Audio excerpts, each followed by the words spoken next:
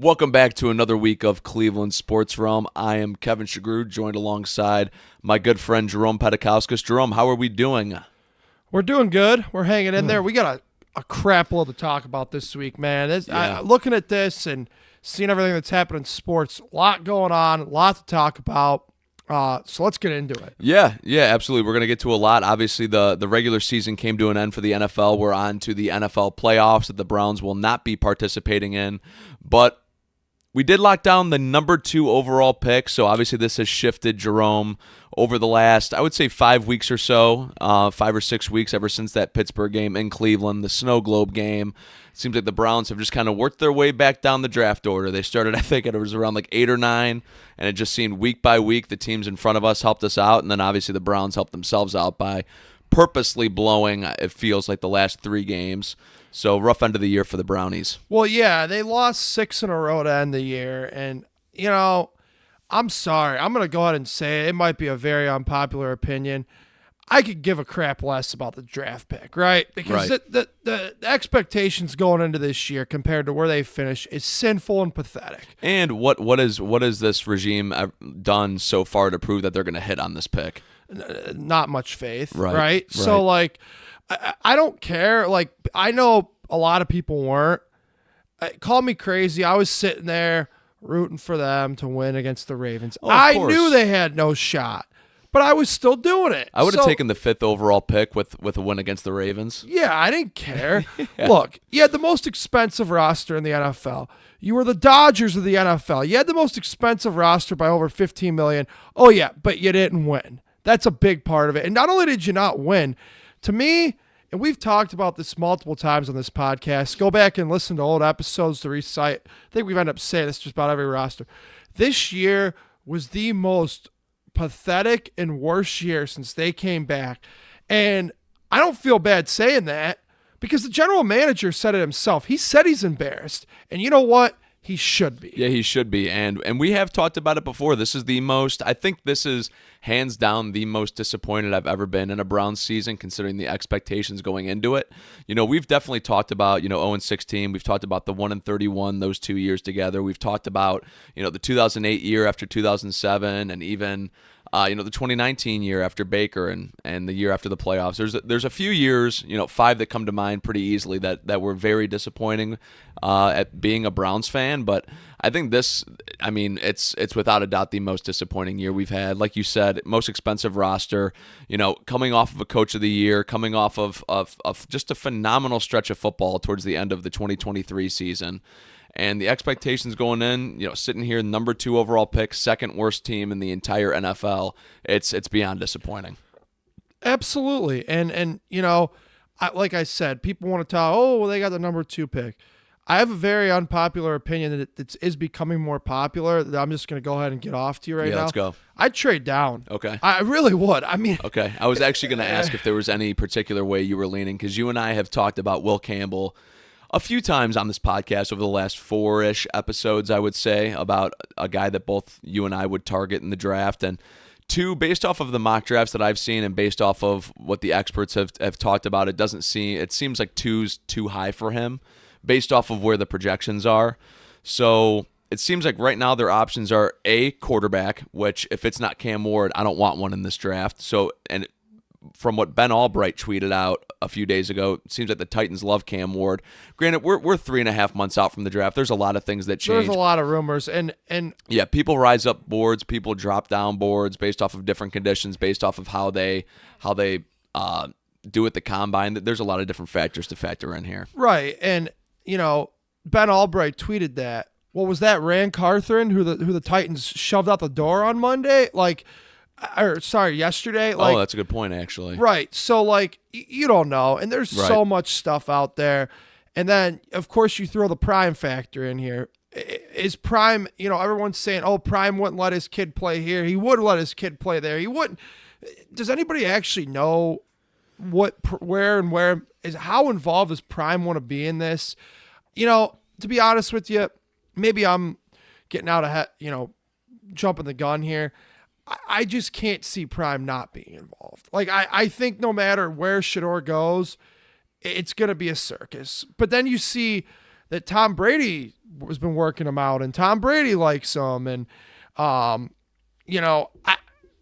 don't really want anything to do with him. I think we're both on the same page there. Yeah, I don't want anything to do with Shedeur, and if Deion's going to be as involved as you're speculating he could be, then I think it's going to scare a lot of teams away, because from like the national consensus on this is that it's not a great quarterback class. Yeah, and it's rough. Yeah, and I will say this: I don't buy into the bad quarterback class, and I don't buy into the good quarterback class, to be honest. 2018 was looked at as the best quarterback draft in like 30, 40 years, and 5 drafted in the first round. Two are absolutely elite. They're battling for MVP this year, actually. Josh Allen and Lamar Jackson. Baker Mayfield, turned his career around after 5 years of up and down. He's had obviously a great last couple years. Sam Darnold just catching on, and then Josh Rosen fizzled out of the league within 2 years. So I think Josh Rosen's last team was the Browns, ironically. Yeah, I think you're right, actually. And then there's 2017 looked at as a horrible draft class, and then we've got Deshaun Watson, which now is horrible, but at the time Pro Bowler, and Pat Mahomes, who's the best quarterback in the league. So I don't buy into, this is the best quarterback class ever, and I don't buy into this is the worst quarterback class ever. However, I will say there's only one quarterback I feel like is worthy of taking in round 1, and that's Cam Ward. I had to laugh because when you wanted to start with Watson, I didn't know where you were going. But next time, start with Pat Mahomes if you're going to talk about the 2017 class. Just a little tip. Or I could start with the guy that was actually picked first, which would have been Mitch Trubisky in that class. The first quarterback, I should say. He couldn't beat the Patriots' backup. He cost Gerard Mayo his job. Yeah, that's true. I mean, I don't know if the Bills just didn't give a crap to win too, and they wanted the Patriots to win, so that way you never know. I mean, there's all kind of conspiracies out there. But instead of getting all the way out east, let's keep it here in the Midwest. Browns fired Ken Dorsey and Andy Dickerson. I don't know who didn't think that they were going to – you got to do something. Okay, so Ken Dorsey couldn't run an offense effectively with Josh Allen and Stephon Diggs. Right. Why? Like you knew this was coming. You knew that he was going to be a potential scapegoat even coming into the year, which is exactly what it was, exactly what he was. And I think he was just kind of set up for failure here. And I'm not going to say that he's a great quarterback or not a great quarterback because he wasn't a great quarterback. But I'm not going to say he's a great offensive coordinator that wasn't surrounded by help. But he's not a great offensive coordinator and he wasn't surrounded by help. So here's the thing. You can look at this one of two ways, right? You can look at this the way that is Ken Dorsey really not a bad offensive coordinator, which, I mean, Ken Dorsey's probably going to have to go to some lower level college at this point now. I mean, he just got canned from 2 straight NFL jobs, right? And he couldn't work with Josh Allen, and he couldn't work, as you pointed out, with Diggs. And sorry, I just absolutely bombarded. Just slapped his mic wire right into the stand. I'm just throwing things around here. So, like you said, so then they go out and hire him. Or you can look at it the other way is, well, you look at it, he failed there, but the offense he runs is what Deshaun ran when he actually was half decent, which is, let's spread them out. A lot of stuff out of the shotgun, but it's also completely on the opposite spectrum of what Kevin Stefanski's done well in this league, which again, and I hate to keep piling on, goes back to why would you ever trade for a quarterback who can't run your coach's offense? Yeah, which actually, it's funny because this is about to come full circle on this, right? Because I've heard a lot, or I've seen a lot of, these analysts and these experts when it comes to just when it comes to the NFL draft and looking at teams and different fits and things like that. And the one thing I keep seeing is that Shedeur Sanders is a perfect fit for the Kevin Stefanski offense. That's all I keep seeing, and I just do not get it. Like, I haven't seen anything when I've watched him play, and I have gone back the last couple weeks in particular. Like, I'm not just looking at the highlights. I'm not just looking at the lowlights. You're starting to get into some tape, and I'm starting to get into some all 22. I'm starting to get into it, and I'm starting to really scout these guys to see if it's something that I'm going to be excited or I'm not going to be excited when it's draft day, and if they draft one of these players. I have not seen anything from Shedeur Sanders and yes, he's a very accurate player, but I just there's nothing that stands out, and I'm like, wow, whenever I watch him. So I haven't got that much in the quarterback tape yet. So let me divert to you here. Yeah. How much of it is Colorado's offensive line stinks? I've heard a lot of it's that. Is it that? Like, what do you think from watching the tape?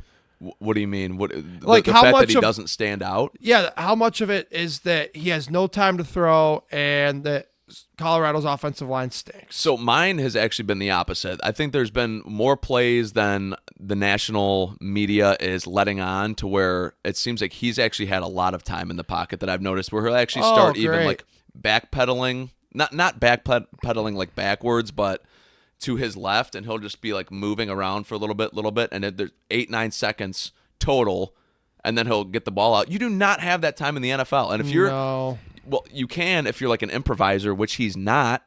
You know, there's a lot of people say he works well within the offense, which sure, there are plays that you can say, okay, like that was a perfect, he read the receiver, he read the timing of it, got it perfectly right.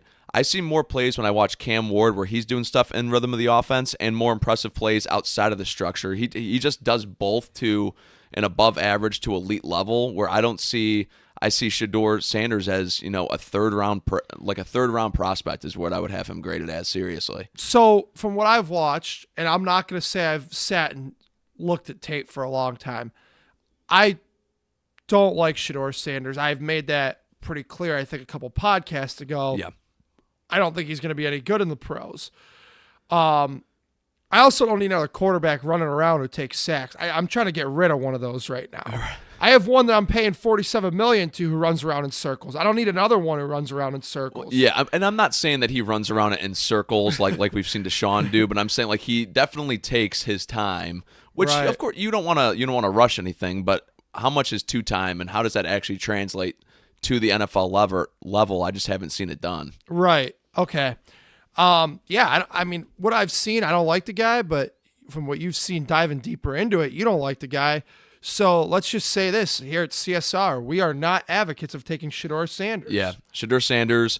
And this it's funny too, because Jerome and I don't typically agree a lot on prospects, and when we do, I will say we typically are right about them.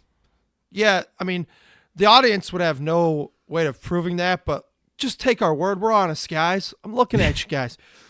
We don't agree a lot on draft or anything in sports, really. We're getting better. Yeah, we agree on a lot of a lot of tribe takes. We tend to agree on. I've noticed. Right. Okay. So let's go back to this. So they fired Ken Dorsey and Andy Dickerson. I don't really want to go too much deeper into it, other than it was a mistake, like you pointed out, from day one hiring Ken. And like I said, I think at this point, Ken's been fired 2 straight jobs. I don't know if I ever finished this point, but I'm going to get to it now. He's probably going to have to go to a lower level college to build his resume back up. Yeah, you were in the middle of saying that. I've been told that from people that Ken Dorsey's a great quarterbacks coach. He needs a little more polish to be a great offensive coordinator. You know, clearly. And I'm going to say this. It's not necessarily, I'm not sitting here trying to pin this all on Ken Dorsey and Andy Dickerson. Every single person in that building, like in football, from coaching to players to everything, failed this year. And if you don't look at it like that, you just, unfortunately, somebody's got to be the fall guy, and it's Ken and Andy. And whether they deserve to be, they probably did anyway, to be honest with you. The offensive line's regression this year was disgusting to watch. Right. And I know Bill Callahan's a great coach, but there should not have been that steep of a decline from last year's performance to this year's. Right. I mean, once Deshaun got out of there, you also saw the offensive line improve. That's a fair point, too. Yeah. But, again, somebody's got to take the hit, and these guys took it, and they probably deserve to, but to say that everything is Ken Dorsey's fault is ridiculous, too. And I think anybody who watched the Browns all year would be able to tell you that. But I know everybody's been saying it, so I'm going to sound like a broken record. I'm not going to provide anything new or exciting right now. They got to go back to somebody who runs Kevin's offense and runs Kevin's system. It's that simple. Clint Kubiak, I know that's a name that's been floated about many times, the son of Gary Kubiak. 2 of them worked together, started both very low level with the Vikings, worked their way up. That's somebody who would make sense. A Tommy Reese would probably...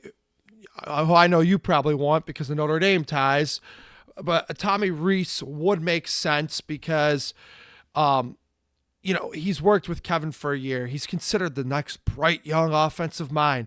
He also did work with Saban, so he's got a little bit of, that's going to teach you some things working with Nick Saban. And he was under Brian Kelly for a little bit at Notre Dame too. Right. That's where he got his start, going back to his alma mater. Yeah, his college days and then obviously his offensive coordinator days as well. So those are two names that I know everybody's saying makes sense, but it does to me.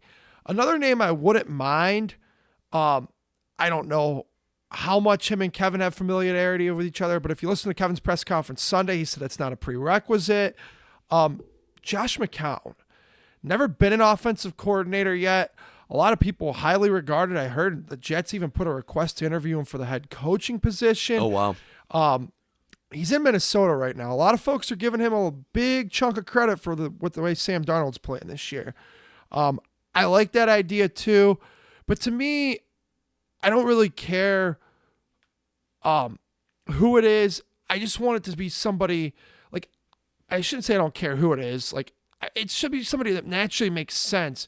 And besides to sit there and cater to Deshaun Watson, no element of Ken Dorsey and Kevin Stefanski made sense together. Well, yeah, and even Jack Conklin basically indirectly called that out in his post game. He I forget the exact quote, but he basically said, this is what happens when you cater to one person and not the entire team. Right. So going back to your point though of the offensive coordinator, I will say I don't really care who it is. Like, yeah, it would be cool to see Tommy Rees get it just because I've literally watched him play at Notre Dame since like 2010, 2011. Right. So I've been familiar with Tommy Rees for a while now. I just think it's going to come down to, I think Stefanski's going to call the plays again next year. I think this year was an utter failure with Ken Dorsey calling plays, and Stefanski's going to take over the reins. And I don't think this fan base gives Stefanski enough credit for calling plays. I think he's actually pretty good. Agree. I think he's pretty good. I think he runs at the right time. There's a few times that you're going to scratch your head, but you're going to do that with every single offensive coordinator. But there's more good than bad when Stefanski's calling plays. I like to see him get back after it. So from that perspective, it doesn't really matter to me who's going to be the offensive coordinator next year. I also will say one last thing to defend Ken Dorsey.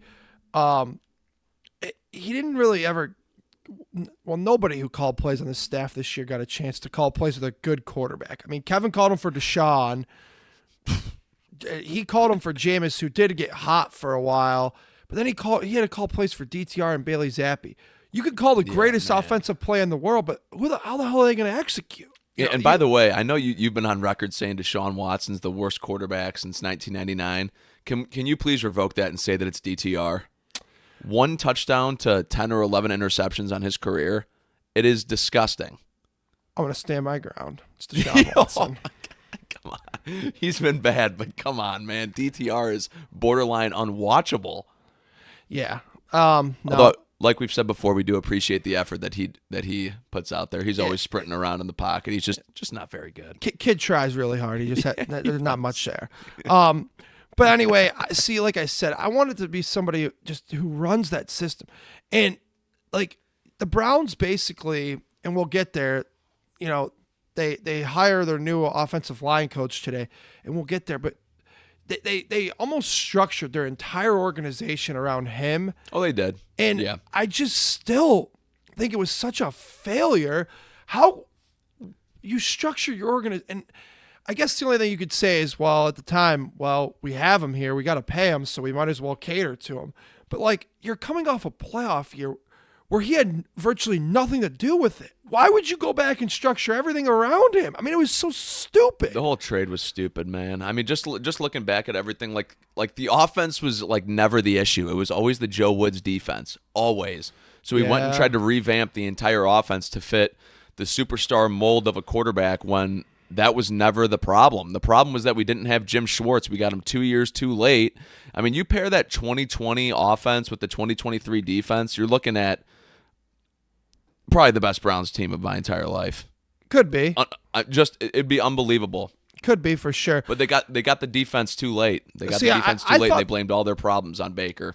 I'm gonna have a take here too. Let's hear it. I thought the defense was fine this year. Everybody's saying, "Oh, they regress."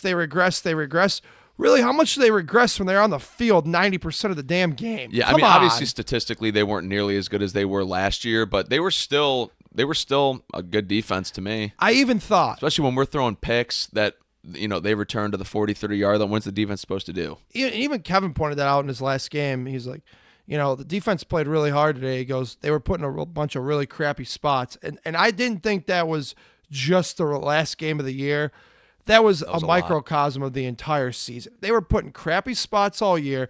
They still played well. They didn't fall off a cliff. They still had the same talent. Now, a couple guys did, like Emerson, Newsome kind of went down this year. Obviously not having JOK. But you still had a lot of good talent out there. It's not like, again, they didn't fall off a cliff. They were put, like you said, in some crappy spots the entire 17 games. And guess what? If you have a half-decent quarterback, which we didn't out of any of the four, besides Jameis, he played good for a couple weeks, then he showed his true colors again. He come back and didn't play very well. But besides that point, 90% of the Browns season, the quarterback play was abysmal and unwatchable. Dude, even going back to that Jacksonville game, week 2, when our defense essentially sealed the game with that safety. Alex Wright, who ended up not playing the whole rest of the year after that. Which they have to kick it back to the Browns, and they still, like the Browns offense still tried to give that game away. The Jags still got the ball back with a Hail Mary attempt. They did everything in their power to try to lose games, this offense did. Yeah, absolutely. So one last thing on the Browns, let's hit here real quick. They hired Mike Bloomgren today as their offensive line coach. As we are doing this one, we're recording here on a Wednesday evening. So I'm not going to pretend that I'm a Mike Bloomgren expert. I had to look into him today, see what he's about. Yeah. 6 years at Rice. He was up and down there at Rice. I'm not going to put much into that. It's not like Rice is a super easy place to win. It's really hard to probably win at Rice. The number one thing I took away was he spent time with Bill Callahan at the Jets. And everybody I've heard a lot of folks referencing that, and it's almost like, oh, Bill was really good. We let him go coach with his son to be nice to him. Well, he was the best offensive line coach we probably had since 99. Could we get anything that had to do with Bill Callahan? Yeah, sure, this guy spent time with Bill Callahan 15 years ago on Rex Ryan's staff. Yeah, let's get him. Yeah. It was you know what?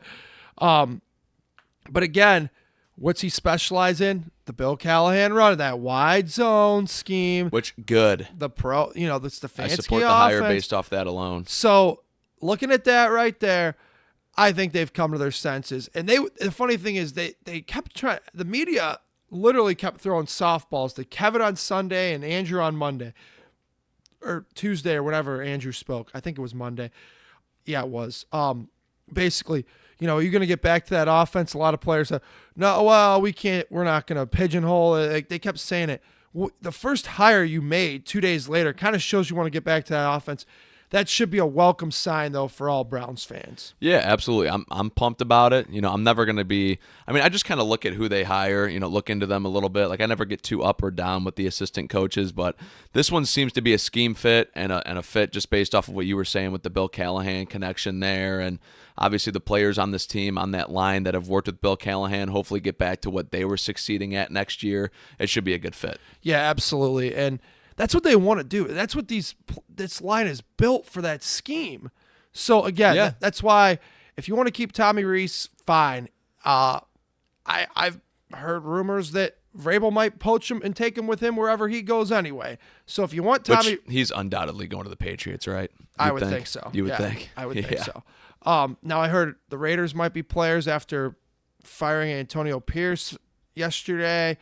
I don't know, but wherever Vrabel goes, I'm going to say the Patriots are the heavy favorites, though. I would think. There's a lot of rumors out there that he would take Tommy. So if you want Tommy, you better just sign him now. But also, like I said, Clint Kubiak's someone who almost, if you're going to go external, he's my number one guy. If you're going to go internal, Tommy's the one that makes the most sense. All right. Cool with me. Cool with you. Yep. All right, let's move on to teams that actually had some success this year. Before we switch to the playoffs, gut feeling. I'm going to try to ask this pretty routinely over the next 3.5 months. Gut feeling. What do the Browns do it to?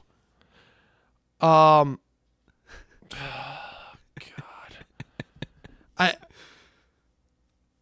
they always do what I don't want them to do. They're going to draft Shedeur Sanders. Oh, no. That's what we thought. I'm going to go with this Colorado teammate. I think right now it's going to be Hunter because I'm under the assumption that Ward's going to go at 1. So I'm going to say that they go Hunter. Okay. Yeah, I hope I'm dead wrong, but dude, well, how great would it be if the Raiders traded up from like 6 to 2? We trade back to 6, get a Mason Graham, a Will Campbell. Those are the 2 guys I want. Yeah. Right? One of those 2 guys and a future first. Makes a lot of sense. That'd be glorious. Makes a lot of sense. And you bring in, well, as I stated a couple pods ago, for me, Justin Fields. For you, Kirk Cousins. You bring in one of those guys, you have a half-decent season. You're off and rolling. Because they are probably, as much as Jimmy's like flip the script from, fire, you're fired, to now just let's keep everybody and all sing Kumbaya and hold hands. Like, he's totally flipped the script. I mean, I don't, as much as Jimmy's flipped the script about stability and this is the way we're going to build it and do it, I also don't think these guys have a lot of time. Like, next year, if they don't win, they're both gone. Like, I think it's that simple. But I also think the interesting thing to me is nobody can seem to know, and the Browns have kept this in a deep, dark secret. It's locked up. No media member can seem to get a hold of it. Oh, wow. How long were those extensions? Nobody seems to be able to get that information. I would bet it'd be like 4 years probably. You'd think it was that long. Yeah. Wow, that's interesting. How long? What do you think it was? Like 2? I thought 3 at tops. I have Really? nobody has any intel. Nobody can seem to know how long. That is kind of crazy that you bring that up. Not even Spot Track has that. Nope. Nobody can Really? get a hold of that. So, Okay. All right. Well, we'll talk. We have plenty of Yeah. off season to talk about them. We'll be talking about the offseason By ad nauseum probably. By next week, hopefully, we get the old notification that Clint Kubiak or Tommy Reese have been hired as the OC. Yeah, at least hopefully we'll know by next week. Yeah. Right. All right, let's talk about good teams. Teams that Let's do actually it. qualify for the postseason. Kevin, you got a pretty good slate here, and let's start. We'll just go in order of the television schedule they presented for us. Works for me. Let's start with the Texans, who it's like death taxes, and the Texans playing the 4:30 game on Wild Card Weekend. I mean, it is every. I can't say that I saw that on Twitter somewhere, but it is funny. This is the second year in a row. But no. It's like if you go back all the way to 2009, since they made the play, every time that they've qualified for the playoffs, they have had the 4:30 game on Saturday. Really? Yes. I did not see that. That's interesting. That's funny. Yeah, it's like I don't know why. It just the NFL gives That's how it them that. works. So they are hosting. Yep. In their usual spot here, and Yeah, they'll be 4:30. hosting Jim Harbaugh's Los Angeles Chargers. Houston kind of coming to the playoffs a little bit down. I know they beat the Titans. Titans didn't want to win the damn game anyway. I like the Chargers. I like the Chargers in this one too. I just think the Texans have been too hot and too cold this year, and I feel like the Chargers have just been steady with Harbaugh and Herbert. Herbert's had a great year.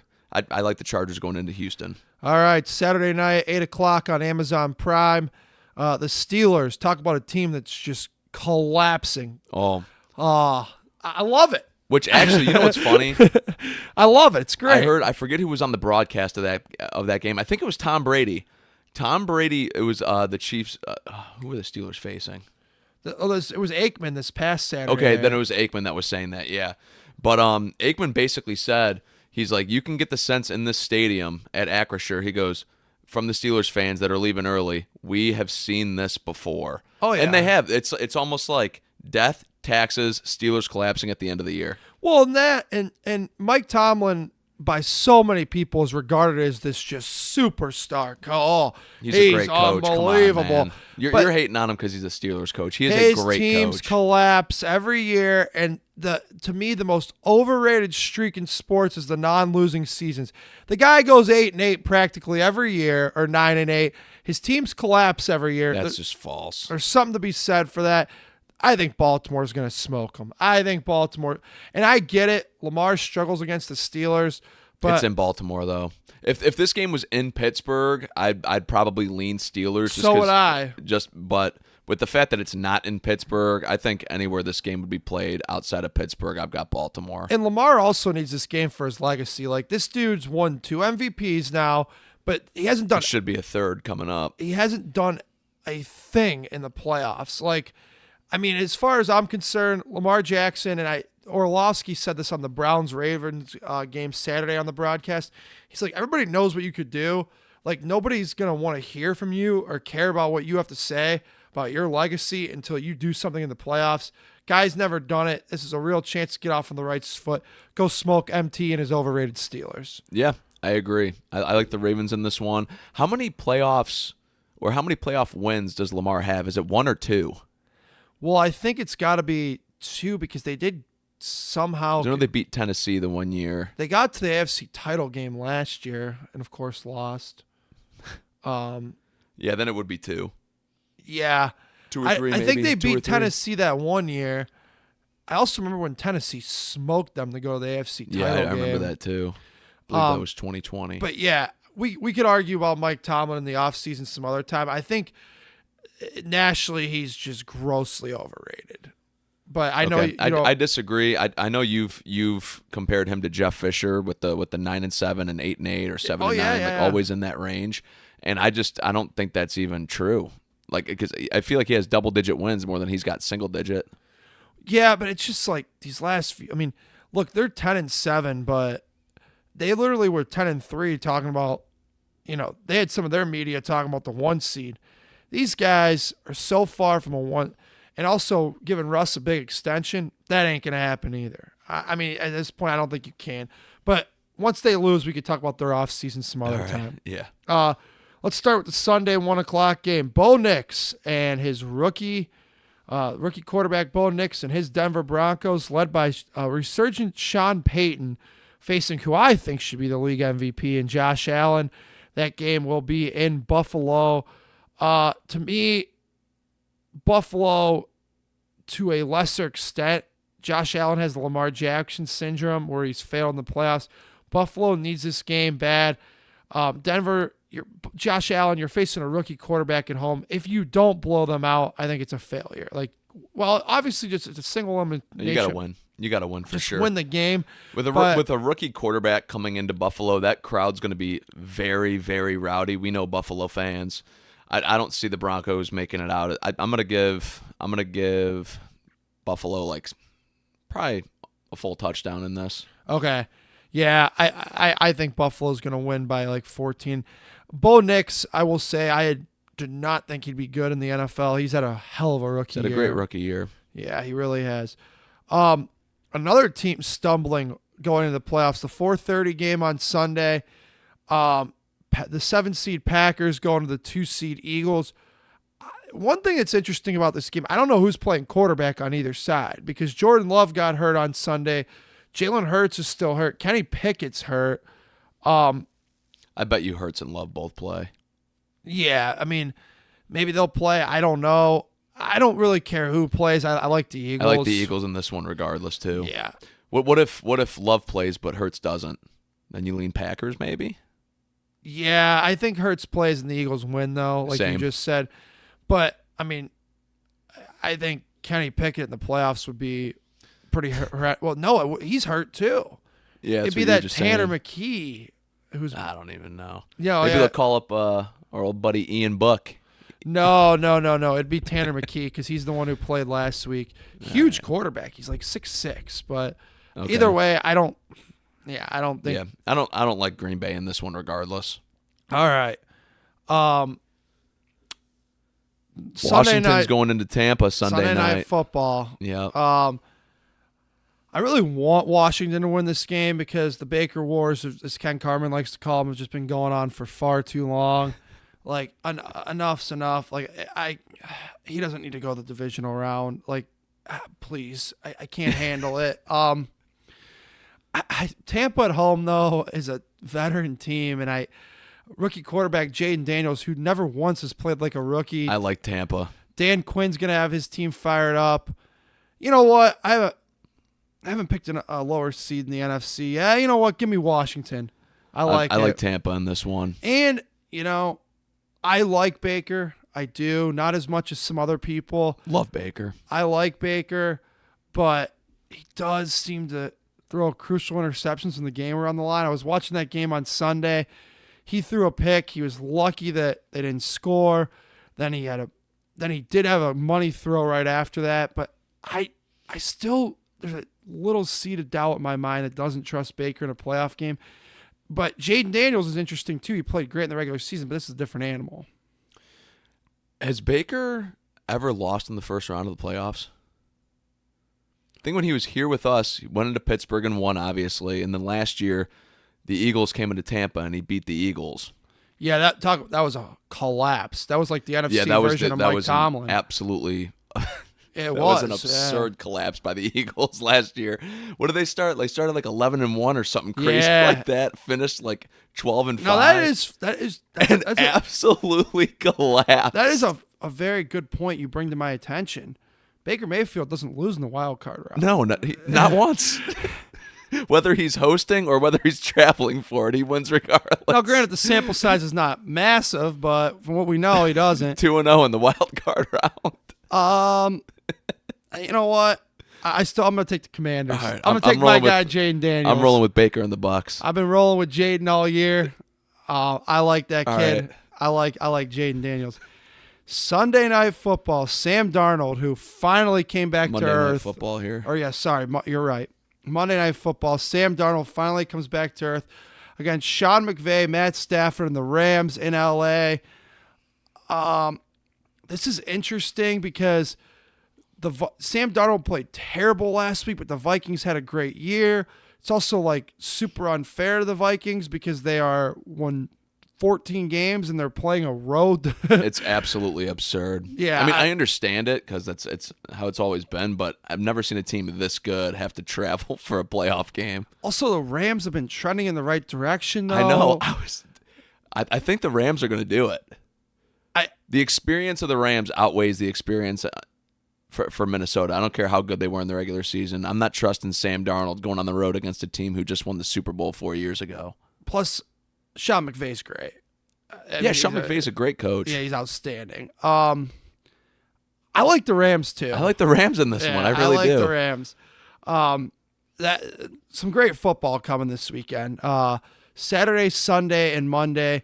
I plan to try to watch as much of these games as I can. Same. With of course, stuff going on, but even with the Browns out of it here on CSR, man, we'll still keep you guys updated with what's going on in the playoffs. Obviously, and I'm sure a lot of our listener base will be watching these games too. It'll be fun to watch. I wish we were a part of it. Unfortunately, we're not. I have some rooting interest here. Yeah, so who do you have for obviously the 1 seed Lions in the NFC, 1 seed Chiefs in the AFC? Who do you have? Like, do you have a Super Bowl prediction off the top of your head? So right now, I'm gonna go against the grain here because I know a lot of people were saying Kansas City. I finally believe in Josh Allen and Buffalo to overtake them this year. I like the Bills out of the American Football Conference, the AFC, and out of the National Football Conference. I can't go against Dan Campbell and the Lions right now with what they're doing. I mean, it's super hard to go against them. And with the Eagles quarterback situation kind of up in the air a little bit, I like the Lions. Okay. So I like Bills-Lions. Okay. Yeah, I mean, when it comes to the AFC, I like the Bills a lot, and I also like the Ravens a lot in the AFC. I think we're going to see whoever wins that game, because I think at some point they're inevitably going to face each other. I think we're going to get the battle of the two MVP candidates, Lamar Jackson versus Josh Allen. That game's going to be in Buffalo, and that game's a 50-50 toss-up for me, and I think I'm going to actually – oh, man, this is tough. That matchup. I'm gonna go with Buffalo just for the home field. That game's a pick 'em for me though, so I'll go Buffalo in the AFC as well. So this will be the first time that the AFC title game won't be an Arrowhead in ages. Yeah. Well, unless Buffalo faces Kansas City, unless Buffalo faces Baltimore before that and beats. I don't know. I just don't. I think the Chiefs have been so. Obviously, they've been fantastic this year at 15-2, but I think their record looks better than what that team actually is. I think they've gotten bailed out a few times, and obviously, all 15 wins have not come due to due to the refs helping them out or whatever. But I do think, the Raiders basically fumbled the game away against them. Literally fumbled the game away against them. And then I think they have gotten bailed out in a couple games. So obviously still a fantastic team. I'm never going to count out Andy Reid and Pat Mahomes, one of the best coaching quarterback duos we've ever seen. So nothing would shock me if the Chiefs were to represent the AFC. I just think Buffalo, that offense is better than Kansas City's right now, and they've still got a great defense. So I'm going to go Buffalo out of the AFC, like I said, in a battle with Baltimore between them for me to come out of the AFC. And NFC, I'm all in on the Eagles. I think the Eagles are going to be representing the NFC in the Super Bowl, and I like the Eagles versus Buffalo, and I think I've got the Eagles to win it all this year. So I just looked into it. Jalen Hurts back to practice on a limited basis today, coming back from that concussion. But I think he's still got a clear protocol.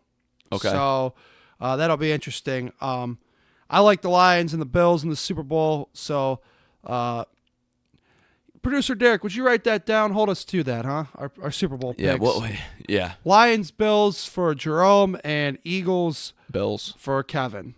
Or we'll get a battle of the birds with Eagles Ravens. That'd be a nice battle. But what is it? You got to pick one of them. Man, I'm stuck on the AFC. You know what? Just for different purposes, I'll go Eagles Ravens, just so that we have different rooting interests, I guess. That'll be interesting to see. Battle of the Birds. If Lamar finally can get there. So Eagles Ravens for Kevin, Bills Lions for Jerome. All right. So let's move on to I was almost going to call it minor league football. That's essentially what it is now. What it is now that they're paid. So obviously, I am proudly wearing this, and your Ohio State hoodie. Yeah, this was New Year's Day. Was a lot of fun. Oh, was it a lot of fun? Can we start with that game, please? Sure. Yeah, if you want. The Rose Bowl. So Ohio State, man. I don't know who this guy on that who that guy on that podcast was who was criticizing Ryan Day, because this guy's turning it around, man. Oh, here we go. Man, the way you talked about that guy, Kevin. Are you kidding? No, obviously I am. I will say this, all jokes aside, the confidence I have in Ryan Day after these two playoff performances is a lot higher, and the pure talent Ohio State has. After the Rose Bowl, Jeremiah Smith was asked if anybody can cover him. He said no. I believe him. The hell with Shedeur Sanders, Cam Ward, and Travis Hunter. If this guy was going this year, he would literally be a top 3 pick, I believe. But he can't come out for 2 more years. Ohio State, by the way, back up the Brinks truck. We can't lose them. And I, honestly, to start that game up 34-0 was just remarkable. And I know you watched the game with me. I was making jokes about a 60 burger. Yeah, we watched the game together. Oregon did come back a little bit. I mean, they're a good enough team that they weren't going to let Ohio State just totally dominate them. But when you also are down 34-0, the game was over with 8 minutes to go in the second quarter. Yeah, when it was 34-0, it was pretty much over. Now, when it was Ohio State was up either 24-0 or 20-0 at some point, and obviously you and my sister's boyfriend who were hanging out for the game as well. He's a big Buckeyes fan. And you guys were going crazy, and rightfully so. If you're up 20-0, 24-0 in a playoff game, you'd be going nuts. But I still, in the back of my mind, was like, it's still early, man. College football games are so. You want to talk about momentum shifters, like across all sports. Like we see momentum shift in the NFL from time to time. Well, game to game, every single game there is, but not as drastic. I feel like these college football teams go on 17-0 runs or 21-0 runs, and all of a sudden they're in the lead. So there was still something in the back of my mind that had some hope for Oregon. But 34-0, the game was over, to your point, Jerome, at halftime. Yeah, absolutely. And like I said, I really, many great wide receiver talents as Ohio State's had in my lifetime. Now, I'm not old enough to remember Chris Carter. But, I mean, Garrett Wilson, Chris Olave, the list goes on and on and on. This kid might be the best of the whole bunch. I mean, he is something special. Yeah, I've said it before. He's definitely the best true freshman receiver I think I've ever seen. And there's obviously been a lot of wide receiver talents that have went through Ohio State. The list goes on. I will say last year I said I truly believed that Marvin Harrison was the best wide receiver talent I've ever seen at Ohio State. And I genuinely believed that, and I still believe that. I want to see another year of Jeremiah Smith doing this.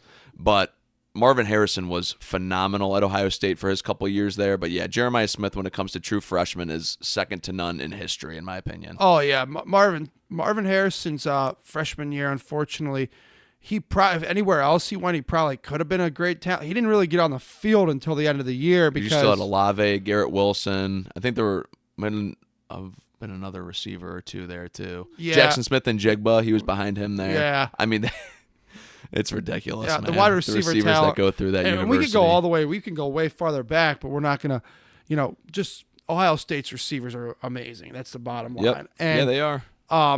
So Ohio State, it was so fun to watch. I mean, it felt good to get revenge too as a Buckeye fan. That with that being one of our 2 losses, and what did I say a few weeks ago, Jerome? After the loss to Michigan, that you said you wanted to face Oregon in the Big Ten championship game for revenge. Did you not? I did say that. And what did I say? I said you play your cards right in the playoffs, and you'll have your chance. Yeah, and that's exactly what happened in Ohio State. You can tell, dude, ever since that Michigan game, they have been playing pissed off. And there was nothing when you're facing a team that's probably the most talented team in college football, not even just of the 4 left, but just in general across the entire country, the most talented team in football, and they're all pissed and trying to prove a point. I don't care who you have on the other side, college-wise, you ain't beating this team. Ohio State is without a doubt my favorite to win the national championship.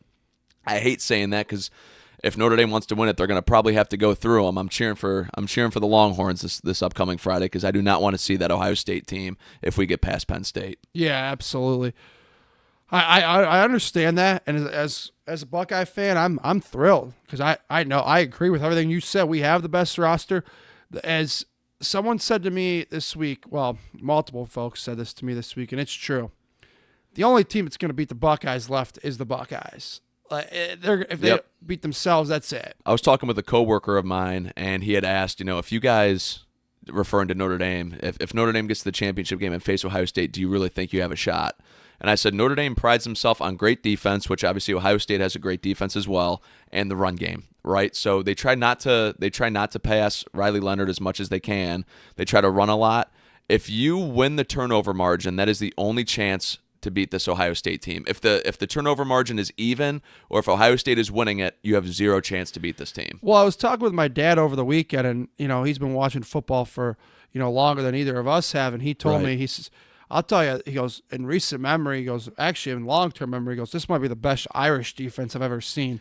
Oh, they fly out there. The gold helmets are always, they're always flying. Let's get to that. The Sugar Bowl. Number 7 Notre Dame beats Georgia 23-10.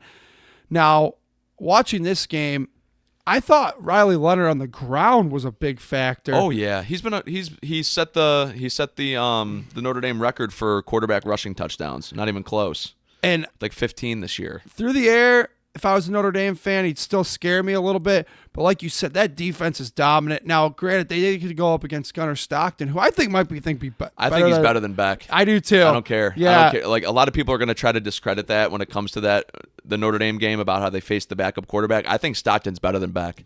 Yeah, I do too. I really do. And like I said, let me give the Irish a lot of credit here. They deserve it. They went, and obviously with the tragedy in New Orleans, which was extremely unfortunate, game got delayed a day. Didn't affect that great defense at all, and they did what they had to do on offense enough. Now, Georgia did shut down their run game from the actual running backs, but they had no answer for Riley Leonard's legs, which was weird. No, they didn't, and this entire game came down to, Marcus Freeman has talked about, if you've been watching that Here Come the Irish thing on Peacock, that little documentary, Marcus Freeman talks about. I don't. Yeah, I figured you didn't, but Marcus Freeman always talks about winning the last 4 minutes of the first half and the first 4 minutes of the second half. If you dominate, if you just have the momentum going into half and have the momentum coming out, you're probably going to win the game, right? So Notre Dame goes down, or Georgia, the score's 6-3, and Georgia decides that with a minute left in the half that they're going to start throwing the ball from their own 20-yard line. Okay. Instead of just taking it to halftime. Right. Down 6-3. I remember this. Yeah. Yes. Notre Dame immediately strip sack, get the ball, touchdown, Riley Leonard to Bo Collins. Now it's 13-3. Right. Georgia takes it into halftime. Kickoff. We returned the second half kickoff for a touchdown. Less than 1 minute of game time, Notre Dame scored 17 points. It was 20-3 with like 14 minutes and 44 seconds left in the second half. So that was the entire game. That was the entire game right there. So what Marcus Freeman said on the little Irish promo show come to fruition, huh? Came to fruition. How about that? It totally was. Yeah, they won the last 4 minutes of the first half, and they won the first 4 minutes of the second half. All jokes aside, that guy's a hell of a coach. Yeah, he's a great coach. He's a hell of a coach. He's a great coach, yeah. Signed an extension, so I apologize. Yeah, I remember we were sitting here not too long ago, and I was hoping for him, but yeah. I also figured it was a long shot. Also, our coach has only done this little thing, dominated 2 playoff games, beat the number 1 undefeated team in the country. That might inspire a little confidence in the fan base, It absolutely should. Yeah, for sure. Let's talk about a couple games in which our teams were not involved in. Penn State beats Boise State. I was dead wrong about that. I'll say that. I picked Boise State to win this game. I thought Ashton Gentry was going to be great. They gave him the ball a lot.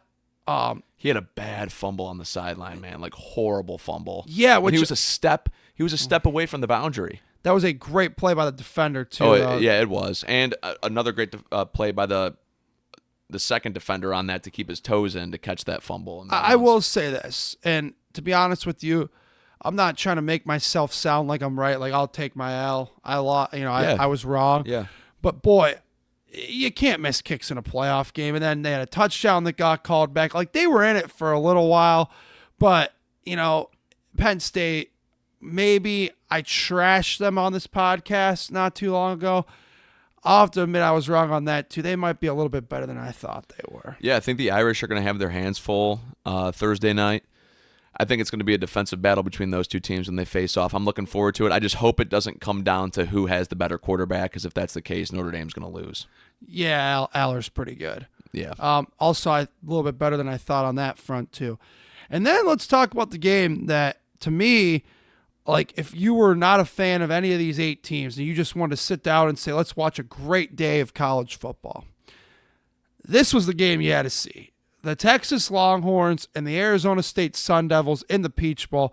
Now, I picked the Sun Devils, and I recognized they were 17.5-point dogs. I called an upset. So close, but so far. Interception in overtime. But hell of a comeback by them. They were down 17-3. And Cam Scatterbo, single-handedly brought them back in this game. Yeah, they gave him the MVP of the game, even though he lost. Right. Which I don't know if I agree with as great as he was. With it either. And that's a whole nother conversation for another day. He did have a hell of a game. And he threw a touchdown. He had a big touchdown run. Huge catch, too, where he got pulled down by his face mask. Yeah, I knew he was a good runner from watching the big... Boy, he's a hell of a pass catcher out of the backfield, too. And a really good blocker, too. You can tell he's just one of those guys that, what's my job this play? I'm going to win my job. Right. Every single play. And he did a heck of a job. Arizona State comes up short. Texas... All they had to do was defend a 4th and 18, and they would have won. Yeah, 4th and 18. They gave up a touchdown. Unbelievable. And, again, I think a lot of folks are starting to get this perception Quinn Ewers is rapidly cliff jumping down draft boards. I mean, he's sliding as crazily, but watching this game again, I see why. Nothing really impressed me there. Texas is pretty... Phil talked about this when he was a guest in the podcast. They do have the name and the notoriety, and their defense did step up when they had to, but like I said, if you were watching all 4 games, this was the best one, with no rooting interest. Bar none. Yeah, absolutely. So, and Quinn Ewers, I will say, ever since that SEC championship game, he's impressed me a little bit more the last couple weeks that he's played, because I was very, very down on him after that SEC championship game, but he's come around a little bit the last couple weeks. I still think he should probably stay in college for another year. I hear there's a Big Ten team out there that might be looking to offer him a huge payday. Don't know. I'm going to guess it's either Ohio State or Oregon, just with both those quarterbacks leaving after this year. But it'll be interesting to see how that plays out. And then Ohio State versus Texas this Friday. Yeah. What are your feelings on that game, buddy? Well, I know that the game's basically in Texas's backyard. It's the Cotton Bowl. It's in Texas. Ohio, that's not a problem for Ohio State. They travel great all over the country. They were at the Rose Bowl, and it was a 50-50 split with Oregon. I'm not trying to be a homer here. The Buckeyes are clearly the better team. They are. And I already had stated this once. The Buckeyes, the only thing that's going to beat them is themselves. Texas ain't going to be able to beat them unless they beat themselves. Texas doesn't have any answers for Jeremiah Smith. Will Howard's accuracy is vastly improved in the playoffs. That throw he had to Ibuka, that post over the middle, it was between like 3 Oregon defenders, was amazing. Yeah, I agree. Amazing. Now, do I think that Ohio State could get off to a rough first half? That's kind of what I do think is going to happen. They did it a lot in the regular season. I particularly remember when they were playing a few different games this year, watching throughout the year, following along, of course. They didn't decide to kick it into gear until the second half. That's something that I can see happening in this game. I can see Sark keeping his guys around and in the ball game for the first half. They'll get them all fired up down there at Jerry's World, and then Ohio State just coming out and slaughtering them in the second half. Now, like I said, Sark will have his guys ready to play, so Ohio State needs to be ready to play too, and they can't lose sight of one game at a time. And Ryan Day has to make sure they follow that. They're not stupid. They know they're the best team left, right? But don't think you can get to that title game before you take care of the Longhorns, because let's not discredit them. This is a Final Four teams. Everybody who's here is good. There's no gimmies anymore. Yeah, they're all national championship contenders, clearly. They're the best 4 teams in the country that are left. Right, absolutely. So Ohio State needs to play well, but with all that being said, and I know I rambled a little long there. It's all right. I do like the Buckeyes to end up winning by about 17 points, which I think is a big margin. And I know last time that I called Ohio State to win by a lot in this podcast, it went totally Michigan opposite. won. I hope I'm dead wrong.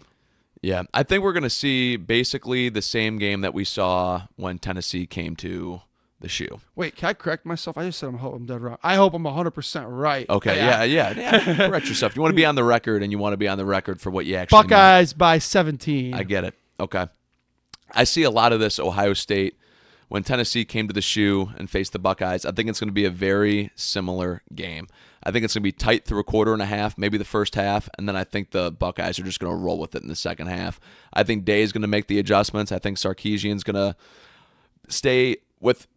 I think he's going to be happy that they're still in the game, and I think he's just going to keep what was working for them in the first half going into the second half, and there's not going to be a ton of adjustments made, and the Buckeyes are going to take advantage. I like the Buckeyes by probably around the same margin. I'm going to go 2.5 touchdowns.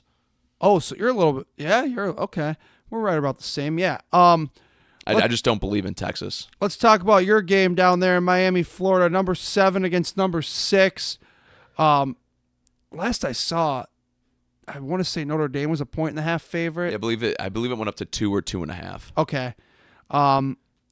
Dude, this is going to be a really, I think, a serious defensive game. It is. Both defenses are absolutely elite. I really am actually intrigued about watching Abdul Carter live because I haven't done it this year. Well, I guess that's a lie. I watched him against Ohio State. But, and we watched him against Boise together. Yes and no. I wasn't too into that game, really, I don't think. Yeah, okay. So, but okay, yeah. You're going to be zeroing I'm going to be on locked in. I'm going to be locked in on this game, and I'm interested to see the effect that Abdul Carter really does have on a game. And yeah, man, I don't have a great feeling about it though, because the defenses I think are, while Notre Dame might have the edge, and by edge I mean like a small edge defensively, because they've got players at all levels of that defense. Notre Dame does. I just think it's going to come down to who has the better quarterback. And Penn State has a phenomenal ground game, a phenomenal 1-2 punch. Notre Dame has a great 1-2 punch. I just think it's going to come down to the quarterback play, and Aller's going to outplay Leonard. I've got Penn State by 6. So I'm going to say 23-17 Penn State. So you got 2 of the best running back tandems outside of Ohio State in the whole country, and Katron Allen, Nick Singleton. And then Jadarian Price and Jeremiah Love. Right. And you got great defenses. These teams are actually built very similarly, but you're right. Penn State does have the better quarterback. I like your team, though.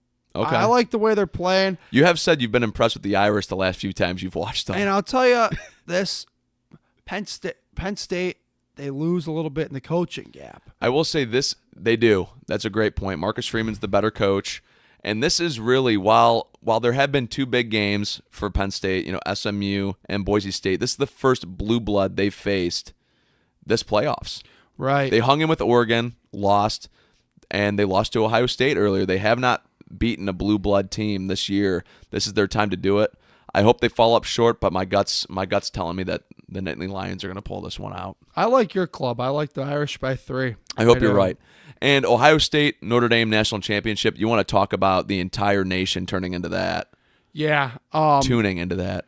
Yeah. And that'll be interesting if that happens. Because like I said, you are right about that. You got 2 huge national brands. But boy, this is really exciting stuff because this is the first time in history we can say we have 5 straight days starting tomorrow evening of playoff football. That's pretty cool. That's crazy. And how about, speaking of playoff football, not that we haven't been talking about it, but how about the top 4, the 4 teams of the bye week, all of them lost? Yeah, and you were on to that, saying that a while ago about maybe, saying how the bye teams get screwed. I think the layoff's just too long, too. I think the layoff's too long. And I've talked about it ad nauseum the last 2-3 weeks, but they do have to reseed because Oregon's first game coming up against the most talented team in the country is kind of absurd. Yeah. For that was their reward for going 13-0 in a conference championship. Right. It is interesting. Those buys are pretty lengthy. Well, I recognize that we are about an hour into this thing, so we're going to run a little long tonight, and that's just okay because, well, it's our show, and that's what we want to do. Yeah, and unfortunately, because the next topic I feel that we're coming on is Cavaliers basketball. Yes. And unfortunately, we are filming and recording right in the middle of the Cavs-Thunder game. So I do want to get a quick score update on that. So we won't have, when this episode drops Thursday morning, we won't have the result, but we will be able to talk about what we think of this game, what we thought going into it, where they stand right now. It does look like it is halftime, and the Cavs are up 62-59. So Cavs are up 3 at halftime. So this game's exactly what we've expected it to be, clearly through the first half, a close battle. The 2 best records in the NBA, the best team in the East, best team in the West. The 31-4 Cavaliers, the 30-5 Thunder. And I was reading earlier today, this is the first time in NBA history a team that's won 15 games in a row has faced a team that's won 10 games in a row. So this is pretty huge. Yeah, this was a huge game. I mean, and the Cavs had kind of been a little bit outspoken. They were tired of getting disrespected nationally, and suddenly it's like ESPN, TNT, everybody started talking about the Cavaliers because the Cavs left them no choice. They're 31-4. Yeah.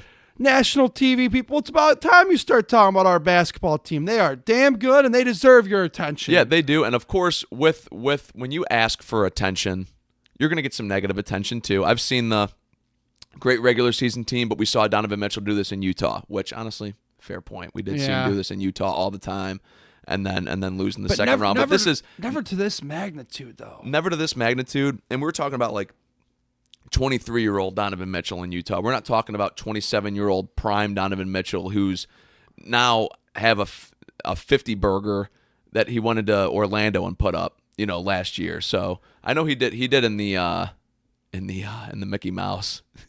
Yeah. The Mickey Mouse the 2020 Right. 2020 playoffs. He was balling, but yeah, what the hell do they call that thing? The bubble. Yeah, the bubble. Yeah. That's the first thing that came to my head was Mickey Mouse for some reason. Yeah, because it was in Orlando. It was all in Orlando. Because it was the Mickey Mouse ring. That was what they were calling it. Yeah. And let's say this. Look, last episode we didn't get a chance to talk about the Cavs, and I think it sucks because as a fan, I'm in this place of okay, tonight, I'll go back and I'll watch this game because I want to see everything. I do too. And I unfortunately we're recording tonight, but hey, it's part of the gig here, and we enjoy doing this too, and that's what makes DVR and all that other great technology we have great. Yeah. But I think with this team getting off to such this great, and we can't even call it a great start anymore. We're almost at the halfway point. let's just say it. Oh, it's elite. With this team having a great season, we can just say that at this point now. Yeah. Yeah. I would say phenomenal. Like way surpassed anybody's expectations. Whether you're an optimist or pessimist, it exceeded your expectations this year. But I think, unfortunately, it's done one thing. And like I said, I felt bad that we didn't talk about them last episode on the podcast, but a lot going on in the football world, too, right now. I think I might know where you're going with this, but keep going. They're kicking everybody's ass, and sometimes the regular season's getting a little stale for me. Yeah, I'm sorry, and I hate saying that. 100%. You know, they're kicking the crap out of everybody. I mean, and it's great. And I follow along, and I still do watch a lot of games, but I'm ready for the playoffs. I can't put it any other way, and I hate saying that. I do too. We're a couple days past New Year's Day, and I'm ready for April. Like, I don't want to wish my life away or wish things away, but God, I can't wait to see what this team does in the playoffs. I can't wait to see what they do in the playoffs either, but you're totally right. It's like the Cavs are so good right now, and I use this term lightly because I do not think they're boring. But they can be boring to talk about because all you're going to say is, oh, everybody's playing great again. like Evan Mobley, another double-double. Evan Mobley's coming on this year. Jared Allen, another double-double. Donovan Mitchell, 25-6. Darius, 25-6. You know, it's like, dude, they're a phenomenal basketball team. I love watching them, but we can't talk about the same thing every week. You know what? We're going to talk about the debate at small forward and whether Donovan Mitchell can get over the top 10 hump. Well, that would be it. The only thing I could say that we've kind of already said too, so it's not like this more than ever feels like, and maybe even more than any Utah team he was on. Like Donovan does not have to be fantastic every night, which is awesome. Donovan can roll out of bed, and we know he can get 30 whenever he wants it, right? Yep. But he doesn't have to. And the one thing that's intriguing to watch is Donovan's picking his spots now. Yep. Which is cool because they know they're so damn good. Okay, we could kick the crap out of anybody. Who cares? Yeah, what game was it? Because we had talked about it on like episode 3, 4, or 5 of this podcast. It was a while ago that we hadn't seen the Donovan Mitchell takeover game, and then we finally saw it. I'm forgetting who we were facing now. Because I think Donovan's playing this very strategically, and I like the way he's playing this. I do too. He's sitting here all regular season and saying, okay, I'm having a down night in the playoffs. Who can I trust to take over? And then he's probably going to guy. This is all speculation, by the way. Sure, yeah, I was going to say that wasn't my speculation, but go ahead. He's going to guys, okay, I want you to take over tonight because I want to see if you can do it. I want you to take over tonight because I think he wants to see. He's evaluating everything. He's still performing, but he's in an evaluation mode too. Serious evaluation, which I like. Again, like you said, it's unfortunate because they're so good, but also, one thing I love, they were never even this good when any of the times that 23 was here. In the regular season. You know? In the regular season. Right. Yeah. Except 63 and 19 in 2007. 66 one year. 66. They That's did the one 66 and 16. I want to say that was the... It was like 08 or 09, I think. Yeah. I think that might have been just coming off of their championship appearance. Yes. I think it was. 08 or 07, 07, 08, I want to say. Yeah. Yeah. Which, I mean, we can easily look that up, which I'll do, but. Yeah. It might have been 08, 09. But anyway, yeah, I honestly, Kevin, they are great. And like a game like tonight, I really hope they win because there are so many people nationally who are ready to write them off and like discredit what they're doing. And if they lose tonight, all the naysayers are going to come out in full force. This is a regular season team. They stink. They can't beat Boston. This, that, and the other. I don't want any of that. So this is a huge game for them to win tonight. I'm glad ESPN picked it up. I'm glad it's nationally televised. What was that, Cavs? 2008, 2009. Okay. All right. 66 and 16. I'm glad ESPN picked it up, but the Cavs have to go out and perform tonight. And it looks like they're doing a half in, at least right now. Yeah, and they know, and they are tired of getting disrespected, but I'm glad that they're doing what they're doing. Like I said, I don't want to take one thing away from them. Kenny Atkinson, give the guy the Coach of the Year trophy. NBA, start polishing the trophy now. It's without a doubt. And then deliver it to Cleveland, Ohio, okay? Yeah, and that would make, within like a year and a half, Cleveland having a manager or coach of the year across all 3 major sports, which would be awesome. And honestly, Kenny Atkinson absolutely deserves it. The only thing you switched this entire over the offseason was the head Jerome coach. And Kenny Atkinson. Yeah, which Ty Jerome wasn't even a change. That was just like, okay, he's healthy now finally. So, like he was on the roster last year. No, you're right. You're right. But what I like about Donovan doing what he's doing is Donovan seeing, and again, all speculation on my part. Yep. He's picking and choosing his spots when he needs to actually explode. Like if they're losing tonight, Donovan's going to choose to explode because he knows how big this game is from a fan and media perspective. But Donovan not exploding every night, he's not getting any MVP consideration, which sucks for him. But he's almost putting teams over personal accolades because he could probably score way more than he is and be way more selfish. But he doesn't feel the need to. He wants to see how does his team perform. Donovan, I respect that, and I like it. Yeah, I like his mentality too, and my speculation of his picking and choosing his spots is just when does he need to? So, if he's passing the ball around, he's passing the rock. Garland's hitting his shots. Mobley's dominating the paint. Allen's getting his boards.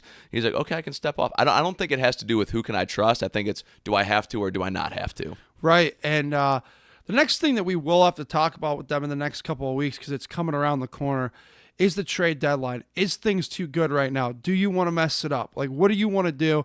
And we can get into all that next episode, or maybe an episode down the line here. We'll see what happens. But again, like I said, they are so damn good right now. It's hard to come here when we were only doing a weekly show to spend time on the Cavs kicking the crap out of the Hornets by 20. Yeah. But don't get me wrong.